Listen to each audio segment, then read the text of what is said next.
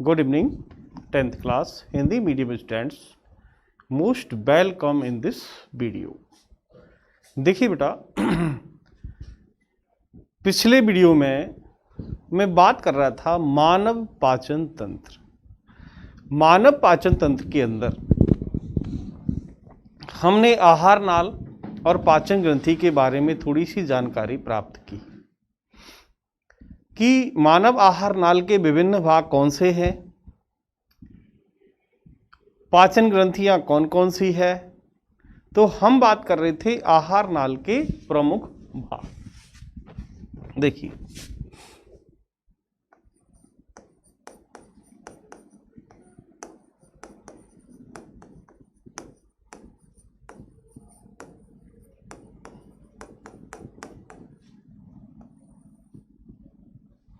इसमें आपने सबसे पहले जो भाग पढ़ा था वो था मुख व मुख गुहा। ये पार्ट आपने कंप्लीट पढ़ लिया था कि आहार नाल का जो प्रारंभिक भाग है वो मुख है और मुख के अंदर का भाग मुख गुहा है, जिसमें जीभ, दांत और क्या कहते हैं लार ग्रंथि, ये सब इसमें पाई जाती है। जीभ का काम भोजन को यानी मुंह के अंदर मूव कराना, लार मिलाना, ये सब जीभ का काम है। स्वाद लेना, क्योंकि जीभ पर लाखों की संख्या में स्वाद कणिका पाई जाती है और जीभ के जो स्वाद कणिका है वो 4 सिरे पर है, अग्रभाग, पश्चभाग और दोनों बगल में।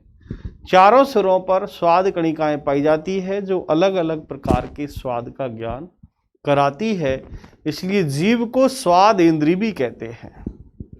फिर आपसे मैंने दंत की बात की, ठीक है, कि मुख गुहा के अंदर दांत भी है। दांत भी आपने 2 प्रकार के पढ़ लिए थे बेटा।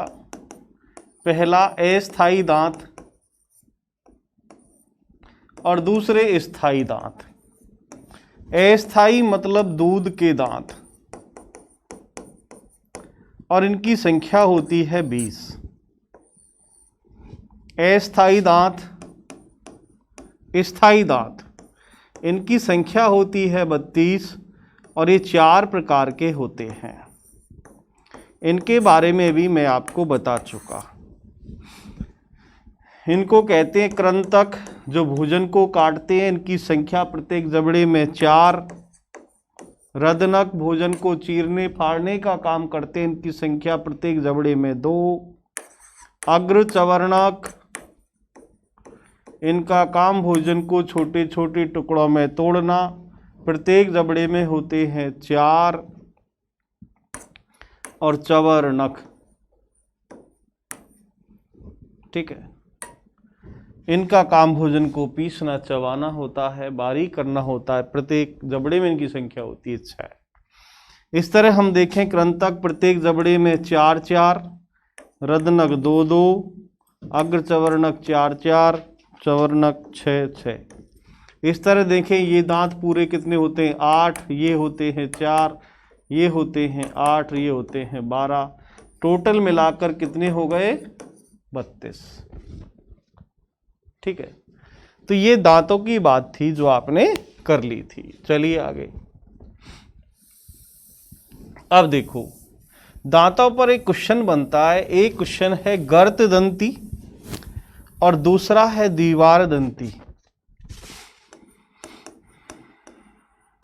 गर्त दंती, ठीकोडेंट, यानी मनुष्य में या जीव में हम बात करें जिनमें दांत पाए जाते हैं, तो दांत मसूड़ों में विभिन्न प्रकार के सांचों में धसे होते हैं।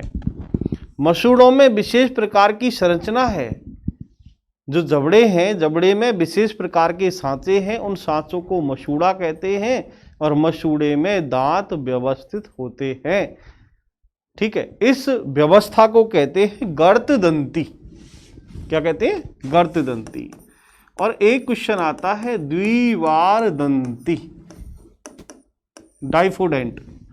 तो मनुष्य जो है, मनुष्य द्विवार दंती प्राणी है। कैसा है मनुष्य? द्विबार दंती, मतलब मनुष्य के जीवन में 2 बार दांत आते हैं। पहली बार अस्थाई, दूसरी बार स्थाई, मतलब दूध के दांत और स्थाई दांत। इसलिए इस व्यवस्था को द्विबार दंती या डाइफोडेंट कहते हैं। यह भी बात हो गई। आप चलिए आगे। इसका दूसरा भाग है आहार नाल का ग्रसनी व ग्रसिका, और ग्रसिका को ग्रास नली भी कहते हैं। ग्रसिका को ग्रास नली भी कहते हैं। ठीक है। ग्रसिका मुख गुहा का जहां अंतिम भाग है वहां पर ग्रसनी है, ग्रसनी। और ग्रसनी के 3 पार्ट है इस जगह, नासा ग्रसनी, मुख ग्रसनी, कंठ ग्रसनी। यानी नाक भी ग्रसनी में खुलती है, मुख भी ग्रसनी में खुलता है और कंठ भी ग्रसनी से जुड़ा होता है। तो ग्रसनी के यहाँ पर 3 पार्ट हैं और ये इस तरह जुड़े होते हैं। तो ग्रसनी में सबसे महत्वपूर्ण बात है कि ग्रसनी के अंतिम भाग पर पाया जाता है घाटी ढक्कन, जिसे कहते हैं एपिग्लोटिस।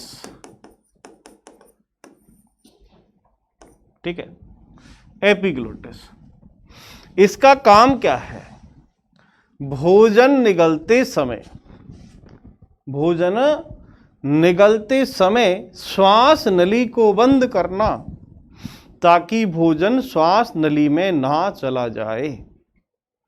जैसे ही हम भोजन निगलते हैं बेटा, और प्रयास करना, आप निगल के देखो, एक्सपेरिमेंट करोगे आप, भोजन को निगलना।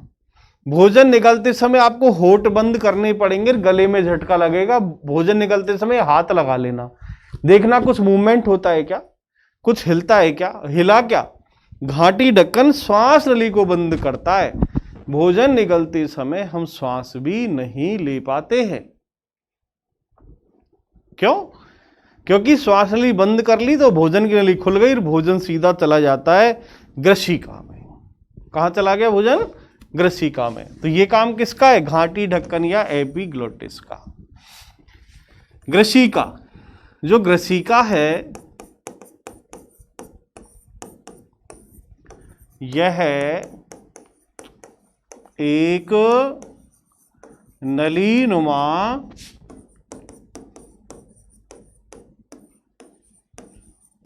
संरचना है।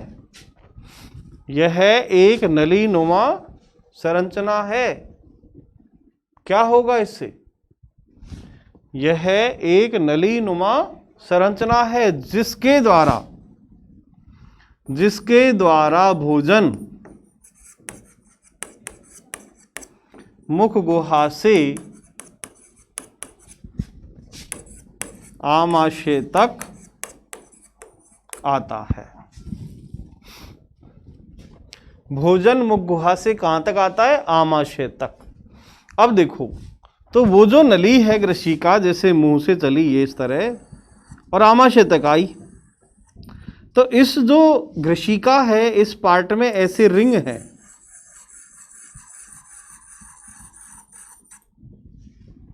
तो ये ध्यान रखना, जैसे ही भोजन निगलते हैं, निगलने के बाद ऐसे नहीं, निगलने के बाद सीधा जाके आमाशय में गिर गया, नहीं।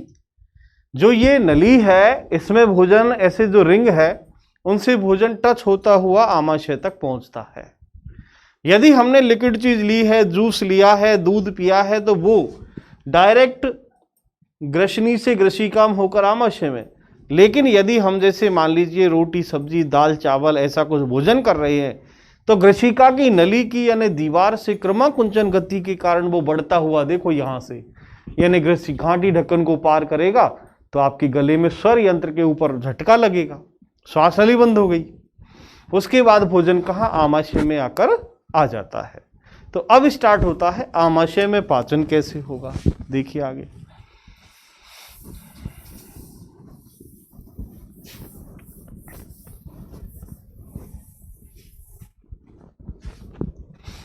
तो अगला तीसरा पार्ट है बेटा आमाशय। आमाशय को अंग्रेजी में कहते हैं स्टोमक।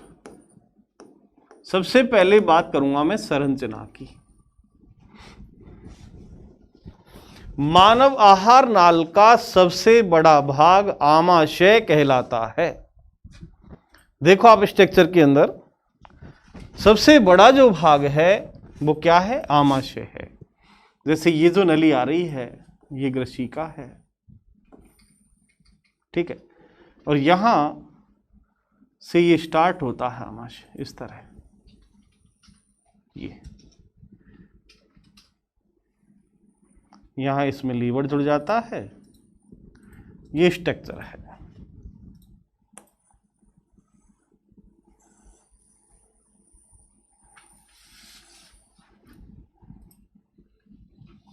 ठीक है,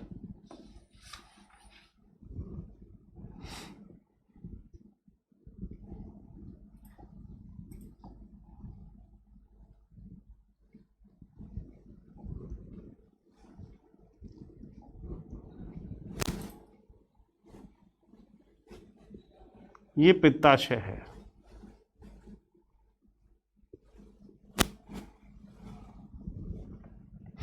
यहां से इसमें जुड़ता क्या है? अग्नाशय।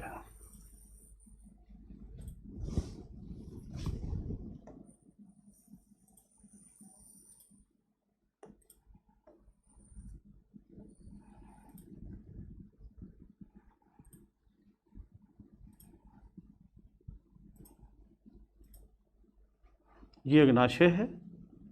तो यदि केवल आमाशय, यकृत और अग्नाशय का चित्र बनाना है तो केवल ये बनाना होता है बेटा, ये ध्यान रखना। ये इसके अंदर जठर ग्रंथियां होती है, यहां पर आमाशय के अंदर जठर ग्रंथियां हैं जिनसे जठर रस निकलेगा। ऑक्सिंटिक सेल्स होती है इसके अंदर, और यहां पर क्या होता है? डायाफ्राम। ठीक है, तो ये तो है आमाशय।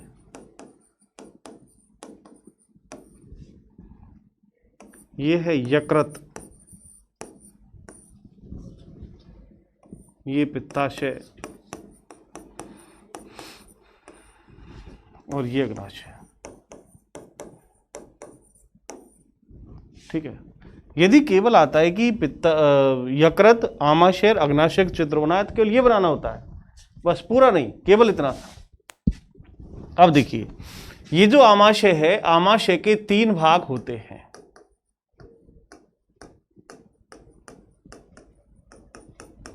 आमाशय के 3 भाग होते हैं। पहले मैं संरचना बताता हूं आपकी। ये जो आमाशय है, आप ये कहोगे आहार नाल का सबसे बड़ा भाग है। यहां आमाशय आहार नाल का सबसे बड़ा भाग है। ठीक है, जिसकी आकृति अंग्रेजी के जे अक्षर के समान होती है। इसकी जो आकृति है वो अंग्रेजी के जे अक्षर के समान होती है, जे शेप। ठीक है, अब इसके कितने भाग हैं? 3। नंबर 1, पहला भाग है, उसका नाम है जठरागम, इसे कहते हैं कार्डियक। और दूसरा भाग है फंडस, और तीसरा भाग है जठर निर्गम, इसे कहते हैं पाइलोरिक। ठीक है, इंग्लिश नाम कार्डियक, फंडस एंड पाइलोरिक। तो ये जो आमाशय है ना, इसका जहां पर ग्रसिका आकर जुड़ता है, ग्रसिका यहां पर होता है कार्डियक वाल्व, जो पदार्थ को ऊपर से तो नीचे आने देता है लेकिन आमाशय से ऊपर जाने नहीं देता, क्योंकि कार्डियक वाल्व जो लगा है वो आमाशय के भोजन को, यानी यहां पर बाल होता है, ये कार्डियक वाल्व है। ये इसके अंदर जो भोजन आ गया, ये क्या है? बाल खुलता है नीचे की इस तरह, भोजन आ तो सकता है लेकिन जा नहीं सकता। तो एक कार्डियक वाल्व लगा होता है, इसी जगह इस भाग को कहते हैं कार्डियक। इस भाग क्या कहते हैं? कार्डियक। तो मैं ये कहूंगा आमाशय का प्रारंभिक भाग जठरागम या कार्डियक कहलाता है। यह भाग ग्रसिका से जुड़ा होता है। चित्र को देखते हुए बोलो, रटना मत। यह भाग ग्रसिका से जुड़ा होता है, आमाशय का प्रारंभिक भाग है। ठीक है, यहां पर कार्डियक बल्ब होता है जो आमाशय में आने वाले पदार्थ को वापस नहीं जाने देता। दूसरा भाग है इसका फंडस।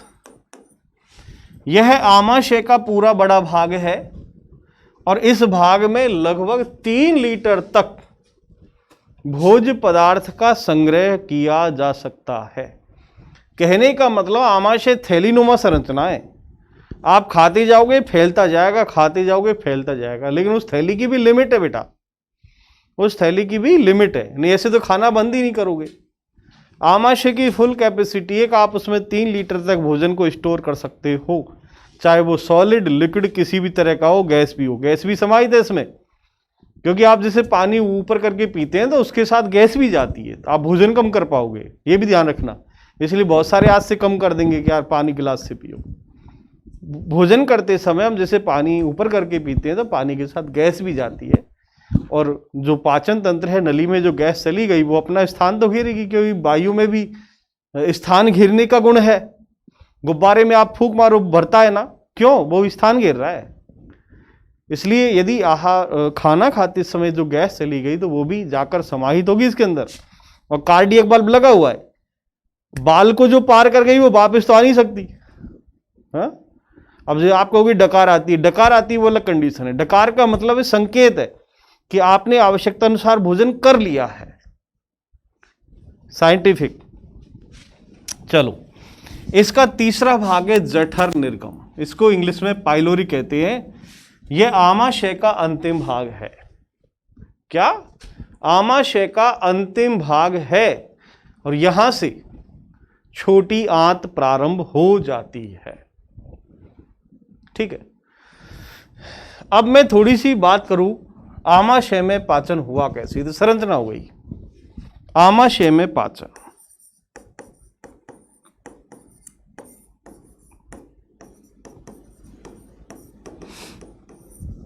देखिए, जो भोजन आमाशय में आया है, आमाशय में आया वो भोजन कैसा था? उसमें भोजन प्लस क्या थी? लार। और भोजन प्लस लार को क्या कहते हैं? बोलस। क्या कहते हैं? बोलस। तो ये तो मुंह में था। अब आमाशय के अंदर देखो, ये जो बोलस है, भोजन प्लस लार, यहां पर इसमें क्या मिलेगा? जठर रस। जठर रस मतलब यहां हाइड्रोक्लोरिक अम्ल मिल जाएगा। इसमें क्या मिल जाएगा? HCl। कि जो भोजन मुख गुहा से आमाशय में आया है, आमाशय की जठर ग्रंथियों से जठर रस निकलता है। इस जठर रस में HCl यानी हाइड्रोक्लोरिक अम्ल भी होता है। तो इस हाइड्रोक्लोरिक अम्ल का काम क्या है? क्या काम है, ये मैं आपसे बात कर रहा हूं। देखिए,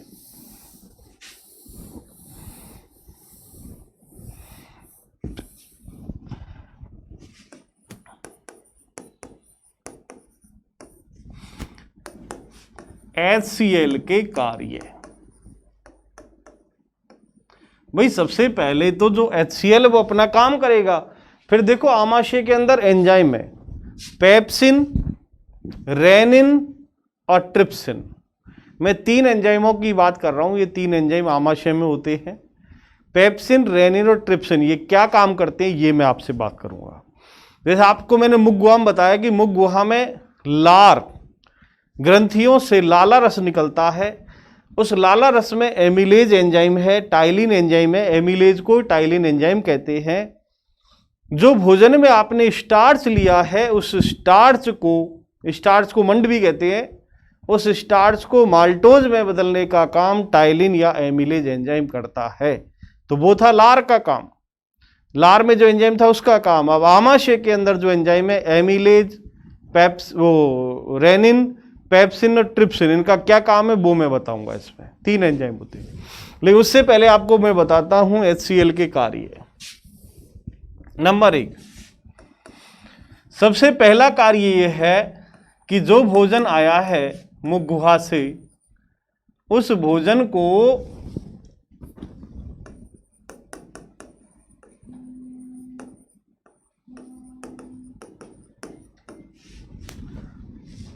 को अम्लीय बनाने का कार्य करता है। सबसे पहला हाइड्रोक्लोरिक अम्ल जो जठर ग्रंथियों से स्थापित हुआ, या मैं एक लाइन बोल रहा हूं, ध्यान देना। आमाशय में HCl अम्ल ऑक्सिंटिक सेल्स से निकलता है। किससे? आमाशय की ऑक्सिंटिक कोशिकाओं से।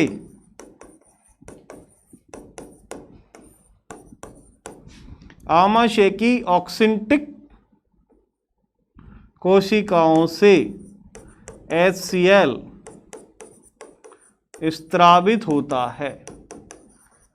ध्यान रखने वाली बात है बेटा, इस क्वेश्चन को हर एक कोई या न कोई जल्दी से बता नहीं सकता कि आमाशय की कौन सी कोशिका से HCl निकलता है, तो वो है ऑक्सिंटिक सेल्स। तो पहला कार्य, HCl भोजन को अम्लीय बनाता है।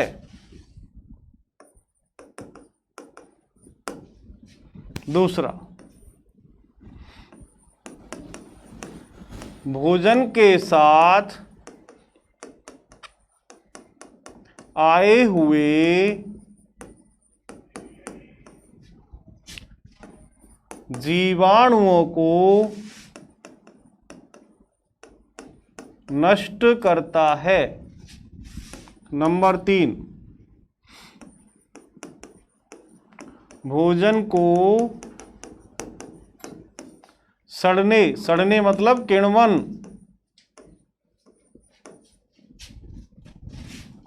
HCl भोजन को सड़ने से बचाता है। देखो, भोजन को अम्लीय बनाने का काम HCl करता है, भोजन के साथ आए हुए जीवाणुओं को नष्ट करता है, भोजन को सड़ने से बचाता है, और नंबर 4, भोजन के पाचन में सहायक है। ये HCl के कार्य होते हैं। अब मैं बात कर रहा हूं पाचन की, ठीक है। तो आमाशय में आए हुए भोजन का जो पाचन है, यानी भोजन यहां पर कैसा हो गया, देखो, यानी बॉलस के साथ जठर मिल गया। अब इस भोजन को हम कहेंगे कायम। ध्यान रखना, CYME, कायम कहेंगे। ये था मुंह में था जब बॉलस था, यानी भोजन प्लस लार बॉलस कहलाता है, और भोजन बॉलस प्लस जठरस ये कायम कहलाता है। ठीक है। अब भोजन कायम रूप में है, यानी लिक्विड फॉर्म में है। भोजन के साथ यानी आपने जो भी खाया है, दाल रोटी सब्जी चावल जूस जो भी आपने लिया है वो लिक्विड फॉर्म में है, उसमें HCl मिल चुका, और ये कंप्लीट क्या कहलाता है, कायम कहलाता है। ठीक है। अब आमाशय में जब भोजन पचता है तो यहाँ पर पेप्सिन, रेनिन और ट्रिप्सिन एंजाइम काम करते हैं। यदि बच्चा छोटा है जो माँ का दूध पीता है, माँ के दूध में कैसीन नामक प्रोटीन होती है, कैसीन, उस कैसीन का पाचन रेनिन एंजाइम से होता है, और ये केवल छोटे बच्चे जो नवजात हैं उनमें होता है। रेनिन के द्वारा कैसीन जो प्रोटीन है वो पैरा कैसीन में बदल जाती है, जबकि पेप्सिन और ट्रिप्सिन जो एंजाइम है, जो हम प्रोटीन लेते हैं, उस प्रोटीन का पाचन पेप्टाइड के रूप में या उनको एमिनो में कन्वर्ट कर देते हैं। तो ये जो एंजाइम है ये आमाशय में इस तरह कार्य करते हैं। इनके बारे में मैं थोड़ा सा और डिटेल अगले वीडियो में शेयर करूंगा। अभी अगले वीडियो में आपके लिए मैं छोटी आंत बड़ी आंत में पाचन कैसे होता है उसको लेकर आऊँगा। तब तक के लिए थैंक यू वेरी मच। इस डायग्राम को देखें, इसको बनाना बेटा, ये अलग से डायग्राम है पाचन का। इसमें 3 अंग है, यकृत यानी लीवर, आमाशय और पैंक्रियाज अग्नाशय, इसका ये डायग्राम है। ठीक है। इस वीडियो में इतना ही। Thank you very much.